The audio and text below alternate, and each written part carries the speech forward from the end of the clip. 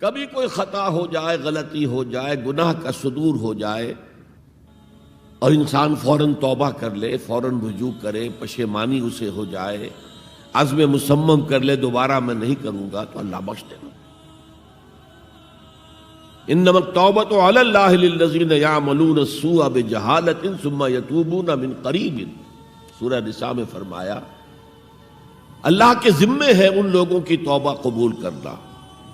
انما التوبۃ علی اللہ، اللہ کے ذمے ہے۔ جو کہیں غلطی سے، جہالت میں، نادانی میں، جذبات سے مغلوب ہو کر کوئی غلط کام کر بیٹھتے ہیں لیکن فوراً توبہ کرتے ہیں، اللہ کی جناب میں رجوع کرتے ہیں، فوری توبہ اگر ہو جائے تو فوراً اللہ تعالیٰ کی مغفرت جو ہے ڈھانپ لیتے ہیں۔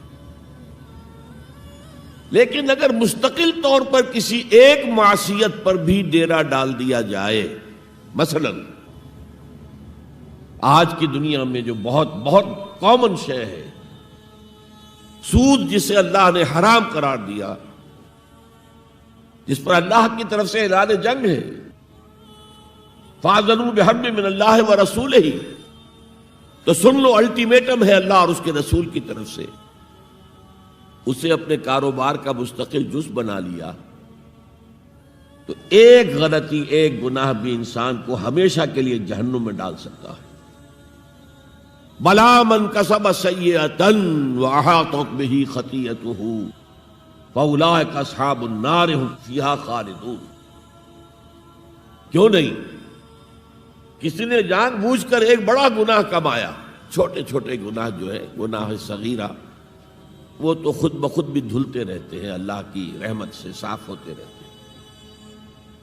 لیکن کسی نے کبیرہ گناہ کمایا، جان بوجھ کر کیا، اور پھر اس پر ڈیرے ڈال دیے اور وہ گناہ اس کے گرد گھیرا کر بیٹھا، احاطت بہ خطیئتہ فاولئک اصحاب النار هم فیہا خالدون، تو وہ ہے جہنمی اور اس میں ہمیشہ رہنے والا۔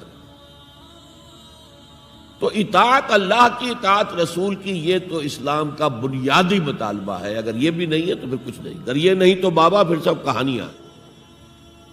اب ذرا اس سے قدم اوپر اٹھیے، اطاعت کے ساتھ محبت۔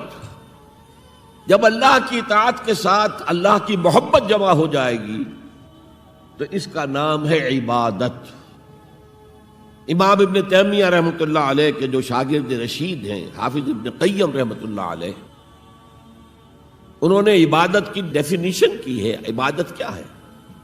العبادت تجمع اصلین، دو بنیادی چیزوں کو جمع کرنے سے عبادت وجود میں آتی ہے، غایت الحب وغایت الذل والخضوع، حد درجے کی اللہ کی محبت اور حد درجے میں اللہ کے سامنے گویا کہ پست ہو جانا، جھک جانا، بچھ جانا، انتہائی اطاعت، انتہائی محبت۔ انتہائی میں کیوں کہہ رہا ہوں؟ سورہ بقرہ کے 20ویں رکوع کی پہلی آیت ہے، والذین آمنوا اشد حبا للہ، اور جو لوگ صاحب ایمان ہوتے ہیں وہ شدید ترین ہوتے ہیں اللہ کی محبت میں۔ بعد میں یہ تو مثبت انداز ہے، منفی انداز میں جو آیت آئی ہے وہ بہت سخت وعید والی ہے، وہ میں بعد میں آپ کو سناؤں گا، تلاوت میں نے کی ہے۔ فارمولہ یہ ہے، اللہ کی اطاعت جمع شدید محبت برابر ہے عبادت کے، اور یہ عبادت جو ہے ہمارا مقصد تخلیق قرار دیا گیا۔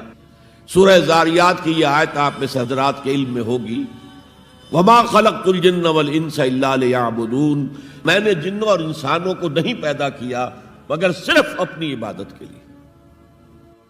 یہ ہمارا مقصد تخلیق ہے۔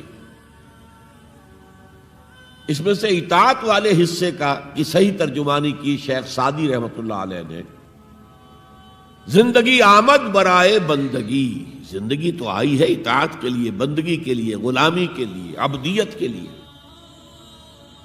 زندگی آمد برائے بندگی، زندگی بے بندگی شرمندگی۔ اگر اللہ کی بندگی ہی نہیں ہے تو سراسر شرمندگی ہے یہ، اور کچھ بھی نہیں۔ تو اللہ تعالیٰ کی عبادت جس کے لیے ہمیں پیدا کیا گیا، اسی کی دعوت تمام رسولوں نے دی. یا قوم اعبدوا اللہ ما لکم من الہ غیرہ، اے میری قوم کے لوگوں، اللہ کی عبادت کرو، تمہارا کوئی معبود اس کے سوا نہیں ہے.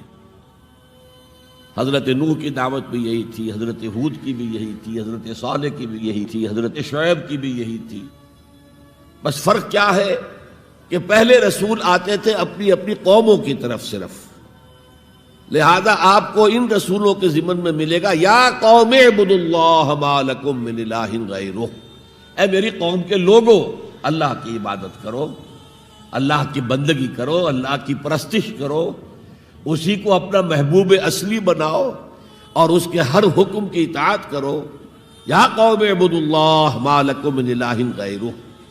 نبی اکرم صلی اللہ علیہ وسلم پر آ کر، کیونکہ آپ کی بعثت ہے پوری نوع انسانی کے لیے، تو اب یا قومے کا لفظ نہیں رہا، یا ایھا الناس، اے لوگو، اے بنی نوع انسان. یا ایھا الناس اعبدوا ربکم الذی خلقکم والذین من قبلکم لعلکم تتقون. اے لوگو، عبادت کرو، بندگی کرو، پرستش کرو اپنے اس رب کی جس نے تمہیں بھی پیدا کیا اور جو تم سے پہلے تھے ان کو بھی پیدا کیا، تاکہ تم بچ سکو. یہ کیوں کہا دوہرا کر تم سے پہلوں کو بھی پیدا کیا؟ اس لیے کہ اکثر و بیشتر گمراہ لوگ، مشرکین کیا کہتے تھے اپنے رسولوں سے کہ ہم تو بس جی اپنے آباء و اجداد کے راستے پر چلیں گے، ما وجدنا علیہ آباءنا، جس طریقے پر، جس طرز عمل پر ہم نے اپنے آباء و اجداد کو پایا ہے ہم نے اسی پر چلنا ہے.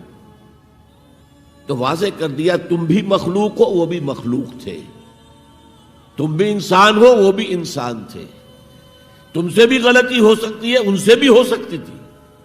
لہذا یہ اصول نہیں ہے کہ جو بھی آباء و اجداد کی ریتیں ہیں، رسمیں ہیں، طریقے ہیں اور جو ان کے عقیدے ہیں انہی کو آپ لے کر چلیں، بلکہ آپ تو تلاش کریں صحیح عقیدہ کیا ہے، صحیح زندگی گزارنے کا طریقہ کیا ہے، اس کو اختیار کریں. یا ایھا الناس اعبدوا ربکم الذی خلقکم والذین من قبلکم لعلکم تتقون، تاکہ تم بچ جاؤ جہنم کی آگ سے. وتعلو همتي دوما وتسبق خطوتي الأزمان فوقتي